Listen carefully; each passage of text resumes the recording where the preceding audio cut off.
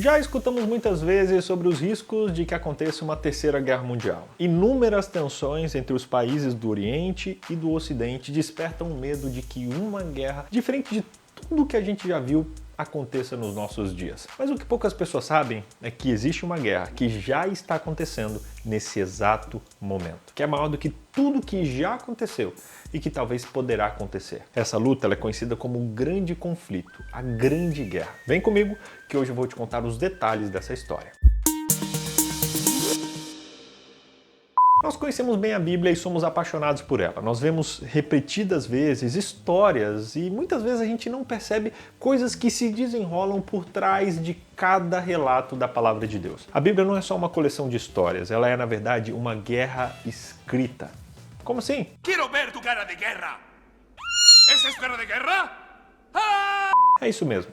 Nas páginas da Bíblia nós conhecemos a história do grande conflito. Uma batalha diferente de tudo que você já viu e que começou no céu e que hoje está acontecendo aqui na Terra. Ela representa uma luta entre o bem e o mal, que fica evidente no nosso dia a dia. Todo o sofrimento que existe, todo o sofrimento que você passa é resultado dessa guerra. Essa guerra constante. Mas por que isso é importante para nós, BJ? Por que a narrativa do grande conflito ela fornece um pano de fundo para os eventos que aparentemente são inexplicáveis para a nossa vida? Ao longo da história nós vemos essa luta se desenrolar. Desde os primeiros dias da Igreja Apostólica, quando o paganismo e o cristianismo eles começaram a se misturar, até a Idade Média, onde a Bíblia ela foi negligenciada ou até mesmo proibida. Mas a luz ela nunca se apagou completamente. A reforma protestante ela começou a remover camadas de trevas e de superstição que tinham entrado na Igreja Verdadeira de Deus. Com pessoas corajosas como Wycliffe, Hus, Lutero, Wesley, eles desafiaram o status quo e trouxeram a Bíblia de volta à vida das pessoas. E então,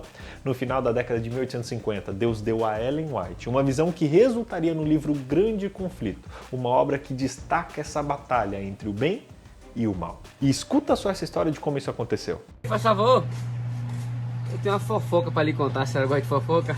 Não gosto de fofoca, não. que fofoca.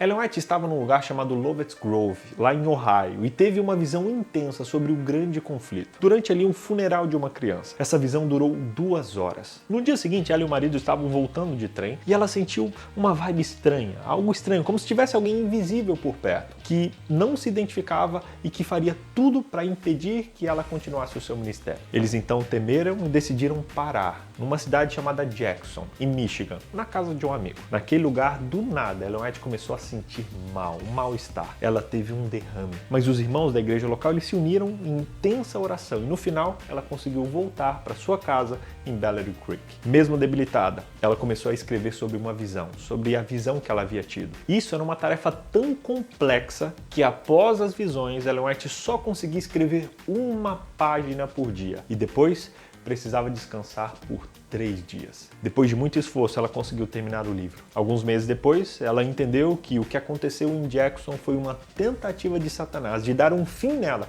para que ela não escrevesse essa visão. Mas graças aos anjos, ela ficou bem. Ela publicou essa visão pela primeira vez em 1858 no livro Dons Espirituais. E depois essa história foi expandida e virou parte da série O Conflito dos Séculos, onde o Grande Conflito é um livro destaque. Mas o que essa visão tem de tão importante para que o próprio inimigo tente a qualquer custo, inclusive tirar a vida de Ellen White para que ela não compartilhasse essa visão? A verdade é que Satanás ele não quer que a gente saiba sobre a sua queda. Ninguém deseja que os seus pecados sejam divulgados em público e Satanás não é exceção. Ele não quer que a verdade sobre a sua queda, sobre a glória passada seja conhecida, o que explica porque ele tentou inclusive matar Ellen White antes que ela pudesse registrar a sua visão por escrito. Esse conflito também é detalhadamente descrito no livro de Apocalipse, ali no capítulo 12. Ele descreve essa guerra que teve início no céu, passando pela tentativa de Satanás de matar a Jesus e a perseguição contra a igreja ali na Idade Média e terminando com a guerra contra a igreja remanescente que vai acontecer no tempo do fim. Esse último momento vai ser pouco antes da volta de Jesus. Está começando a acontecer agora, mas vai ser mais intenso. O tema do grande conflito revela que lutar contra o pecado em busca de salvação envolve um imenso risco. Jesus passou por isso e se você quiser se juntar ao lado vitorioso, você também vai passar. Mas no final das contas, o grande conflito é a realidade da nossa existência. E mesmo que às vezes pareça que o mal está vencendo, nós temos que nos lembrar de que Deus está no controle. Ufa! Apocalipse 12, verso 7, nós somos apresentados a dois protagonistas dessa grande batalha: Miguel e o dragão. O dragão é identificado em 2 versículos depois e é chamado de a antiga serpente, que é chamado diabo e Satanás. Já Miguel é um dos muitos títulos de Jesus. Não porque ele é um anjo ou um ser criado, mas porque ele é o líder dos anjos. Existe algo muito profundo sobre o caráter de Deus que esse texto revela. Satanás desafiou o governo, desafiou a autoridade, o caráter de Deus. Mas Deus não expulsou Satanás imediatamente. Ele ainda ficou no céu por um tempo. Deus queria insistir em Lúcifer. Ele é paciente e tardio para se irar. Mas chegou um momento em que não dava mais para Satanás e seus anjos no céu voltarem atrás. E Deus precisou tomar uma providência. A Bíblia afirma que o diabo e os seus anjos eles foram lançados para o planeta Terra e o objeto de ataque mudou do Criador para suas criaturas. Causar dor aos nossos filhos geralmente é mais doloroso do que se o ataque viesse diretamente a nós. Algo que a gente pode presumir que Satanás conhecia muito bem e que tinha muita clareza e intencionalidade ao atacar as criaturas de Deus. E aí você diz, BJ, mas e agora? Deus jogou o dragão aqui no nosso meio e ele está aqui atentando a gente, querendo derrubar nós, e o que a gente faz? O verso 11 descreve 3 coisas que nós podemos fazer para obter a vitória nessa batalha cósmica que está em andamento. Confiar no sangue de Jesus, nos lembrar do poder do nosso testemunho e estar disposto a dar a vida, se for necessário, para permanecer fiel a Deus. Primeiramente, a única maneira de vencer essa guerra é com o sangue de Cristo. Quando você reivindica o sangue de Cristo, você reivindica a vitória de Cristo sobre a própria morte. Quando você compartilha isso com outras pessoas, o segundo elemento, você também ajuda outras pessoas a vencer e também se fortalece nessa caminhada. Ao invés de ficar questionando por que Deus mandou o inimigo para cá, nós podemos agradecer, porque Ele mandou o Salvador. E nós podemos reconhecer a honra e o privilégio que é poder compartilhar essa cura com outras pessoas também. Por último, terceiro elemento, estar disposto a dar a vida pelo Evangelho revela um compromisso total com Deus e com a sua palavra. Quando valorizamos uma crença, nesse caso a crença em Deus, acima da nossa própria vida, não há nada e nem ninguém que possa nos fazer dissuadir dessa crença. Nossa vida na Terra é muito valiosa, mas devemos amar ainda mais a nossa vida na eternidade. Devemos estar dispostos a, se necessário, perder uma vida para poder ter a outra, porque a gente sabe que a nossa recompensa é muito maior. Por isso, vamos pra cima, que a vitória já tá ganha, meu povo. E aí você diz, BJ, beleza, eu sei que a gente pode vencer o inimigo e que tudo isso é um privilégio e tal, mas ele não podia simplesmente ter acabado ali com o Satanás de uma vez por todas lá no céu mesmo e assim evitar todo esse problema que nós tivemos aqui na Terra? Deus não sabia que ele ia vencer no final?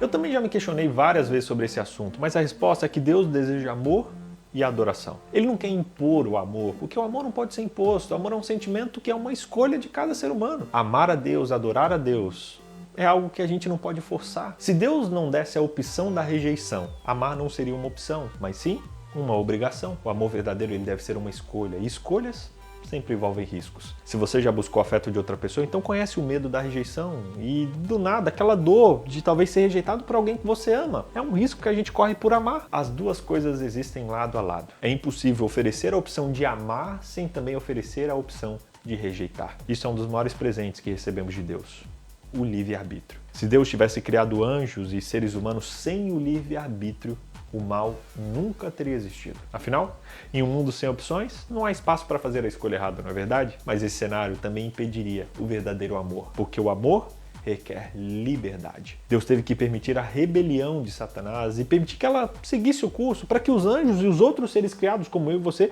pudéssemos ver as duas coisas. Primeiro, que o plano de Satanás é uma estratégia para exaltar a si mesmo. E segundo, que embora o afastamento de Satanás de Deus parecesse algo insignificante, a princípio, o resultado final é a morte incontestável de milhões de pessoas ao longo da história, incluindo a morte do próprio Jesus, que foi causada pelo pecado. Muito forte isso, né? Resumindo, primeiro, o conflito é latente. Enquanto muitos temem uma terceira guerra mundial, uma batalha muito maior está acontecendo hoje, o grande conflito onde o seu coração está em jogo. Segundo, o conflito está nas Escrituras. A Bíblia, mais do que uma coleção de histórias, descreve essa guerra cósmica desde a sua origem no céu até a sua manifestação na Terra, com destaque para a narrativa ali de Apocalipse 12. Terceiro, o conflito revelado. Ellen White recebeu uma visão detalhada sobre esse conflito, que foi registrada no livro Grande Conflito, parte da série O Conflito dos Séculos, mostrando aí a batalha entre o bem e entre o mal que está acontecendo desde o início da nossa humanidade. Quarto, o conflito é a liberdade de escolha.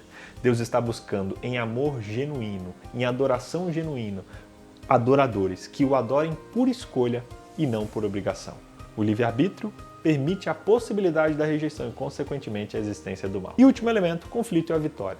Apesar das batalhas diárias e dos desafios, é possível obter a vitória nesse conflito através da confiança no sangue de Jesus, do poder do testemunho e da disposição de sacrificar tudo por Ele. Que Deus abençoe a sua vida. Que você entenda que existe um grande conflito, que as escolhas diárias que você faz, por menores que sejam, estão inseridas nesse conflito. Diariamente acorde, antes de os seus pés tocarem o chão, toque os seus joelhos no chão, pedindo sabedoria, pedindo o Espírito Santo de Deus, para que as grandes e pequenas escolhas sejam tomadas com um coração limpo, um coração puro, um coração dedicado a Deus, para que assim você desfrute a verdadeira, boa e agradável vontade de Deus para você e para a tua vida. Que Deus abençoe você e que Deus te proteja e te fortaleça no meio desse grande conflito que estamos vivendo. E você, professor de escola sabatina, quer ensinar essa lição para os seus jovens aí no próximo sábado de maneira leve, descontraída? Vai lá no meu Instagram, @VitorBJ, e dá uma olhadinha no Reels, na ideia de dinâmica que eu e meu amigo Israel postamos para você, para ajudar você